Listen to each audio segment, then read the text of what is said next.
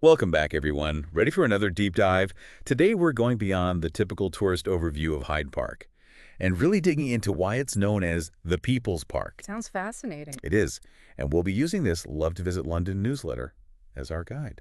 So we've got articles. We do, and social media posts, And even a recipe. oh, wow. Yeah, a real mixed bag to help us paint a vibrant picture, beyond just the green spaces. I like it. So, before we jump in, what's the first thing that pops into your mind when you think of Hyde Park? It's funny how our initial thoughts about a place can be so different from its historical significance. Absolutely. Take Hyde Park's nickname, the People's Park. This newsletter dives into how it earned that title, and it's not just about, leisurely strolls. Right. We're talking about suffragettes delivering fiery speeches, Wow. demanding women's rights, Hmm. the Rolling Stones cementing Hyde Park's rep as a venue for counterculture with their legendary concert, Yeah. the UK's first Pride March kicking off there, and even Nelson Mandela choosing this very spot to speak about reconciliation. Each of those events really underscores Hyde Park's role as a platform for social change and free expression. It does, doesn't it? Yeah, it's not just a place for relaxation. It's a stage where historical movements have unfolded. But I love how this newsletter doesn't just list these events, but connects them to things you can still DO in Hyde Park today. Oh, interesting.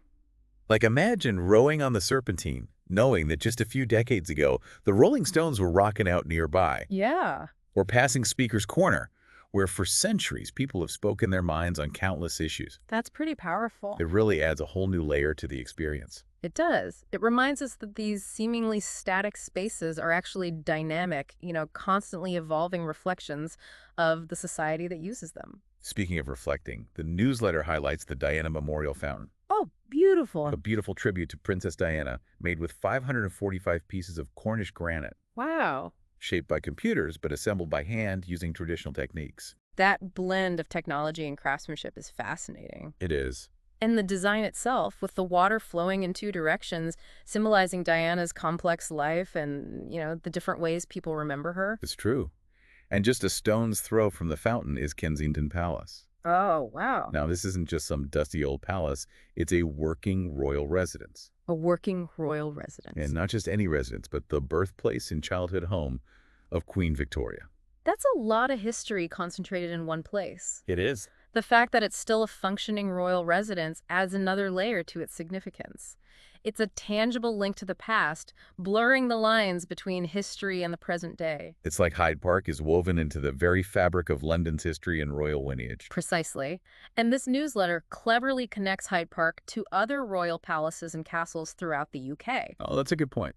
Yeah, it encourages you to see them not just as individual landmarks, but as pieces of a larger historical tapestry. And you know what else they weave into this tapestry? What's that? Food. The Yum section features a recipe for a traditional British pork pie. Sounds delicious. Perfect for a picnic in Hyde Park, I could go for that. right? And speaking of tradition, they then suggest tea and scones at Harrods, Oh, very fancy. humorously comparing the cost to their premium subscription. Clever. It's a good way to highlight the value of their information. It does make you think twice about where to spend your pounds. Indeed. This newsletter has skillfully combined history, culture, and even a touch of humor to provide a unique perspective on Hyde Park. It really has. And that brings us to a point raised earlier, understanding what makes a public space truly of the people. Right. We've seen how Hyde Park has served as a platform for change, expression, and celebration. But what about the less grand aspects? Yeah. What about the everyday use, the quiet moments of reflection, the simple act of enjoying green space in a bustling city? That's crucial to consider. Perhaps it's the combination of grand historical events and those everyday interactions that truly make Hyde Park the People's Park. You've got me thinking now. How does that dynamic play out in other public spaces?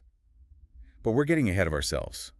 Let's dive into the newsletter's next suggestion, a visit to Islington. Ah, Islington. Known for its trendy restaurants, vibrant markets, and historic charm. It seems like a world away from the grandeur of Hyde Park. And yet, the newsletter seems to think there's a connection worth exploring.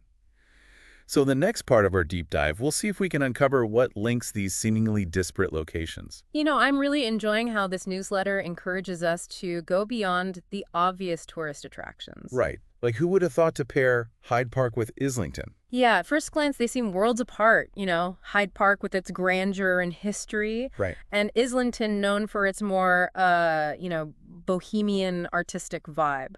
Yeah, but the newsletter makes a good case. It Mhm. describes Islington as having trendy restaurants, lively markets, and charming streets. Sounds charming. It does. And not to mention the theaters. It even highlights Highbury Fields as a must-visit park in Islington. Oh, and that's where I see the connection starting to emerge.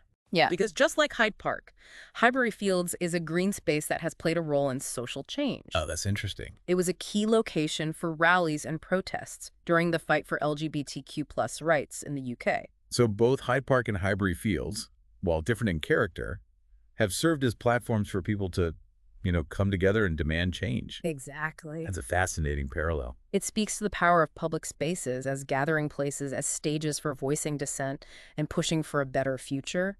And it's not just about protests and rallies. The newsletter also hints at a shared theme of reflection and contemplation. Okay.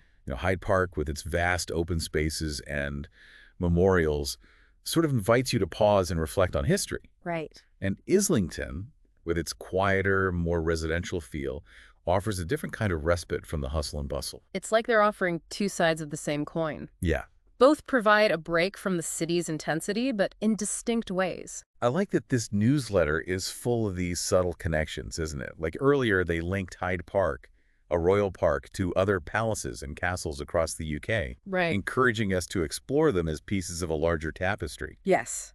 And then they went from a traditional British pork pie recipe Oh, yeah. to tea and scones at Harrods. With that witty comparison to their premium subscription. Exactly. It's like they're saying, hey, you could spend a fortune on a fancy afternoon tea, or you could get all this amazing insight from our newsletter. And they might have a point. They do. Yeah. This deep dive has been incredibly enriching, and we haven't even left our chairs. We haven't. We've journeyed through history, explored different facets of London, and even considered, our own relationship with public spaces. And it's all thanks to this Love to Visit London newsletter. It is. But before we get too carried away, let's not forget that original question we posed. If Hyde Park is the people's park, what makes a public space truly belong to the people? Right. We've seen how it's been a stage for those grand historical events. But we've also talked about the importance of everyday use and that personal connection. Exactly. Perhaps it's the combination of both that makes a space truly resonate. That tapestry of shared meaning that you mentioned. Exactly. It's the grand narratives intertwined with those personal experiences. And that tapestry doesn't just exist in Hyde Park, right? No, it doesn't. It's woven into public spaces all over the world. Think about the park's plazas and gathering places in your own community. Yeah. What stories do they tell? What makes them special to you? That's a great question. Because understanding the significance of these spaces is the first step toward ensuring they remain vibrant, inclusive, and, truly of the people. Yeah. It's amazing how this Love to Visit London newsletter has given us so much to think about. It really has. We've journeyed from the grandeur of Hyde Park to the charming streets of Islington. And it's all connected. And all along the way, we've uncovered these fascinating parallels. Like how both Hyde Park and Highbury Fields have been platforms for social change. Right, despite their different atmospheres. Exactly. It really highlights how the People's Park isn't just about one specific location or even a type of space. It's more of a concept. Yeah, a way of thinking about how public spaces can be shaped by and for the people who use them. Exactly. So to bring it all back to you, our listener, we started by delving into Hyde Park's history, exploring its many attractions. Right, and then we even ventured beyond its borders. We did, uncovering those hidden gems like Islington, We learned about the royal connections, the role of Hyde Park in those social movements. and even got a taste of traditional British cuisine. We did. But maybe the most important takeaway is that question we keep coming back to. What makes a public space truly belong to the people? Is it those grand historical events? The everyday interaction. Or is it a bit of both? Yeah, that's something to think about. And that's the question we want to leave you with today. As you explore Hyde Park, Islington, or even just your local park, we encourage you to consider what makes those spaces special. What stories do they hold? How can we ensure they remain vibrant, inclusive, and accessible for generations to come? Because in the end, the People's Park isn't just a dot on a map. It's much more than that. It's a reflection of our shared values, our history, and our aspirations for a better future. Thanks for joining us on this deep dive. It's been a pleasure.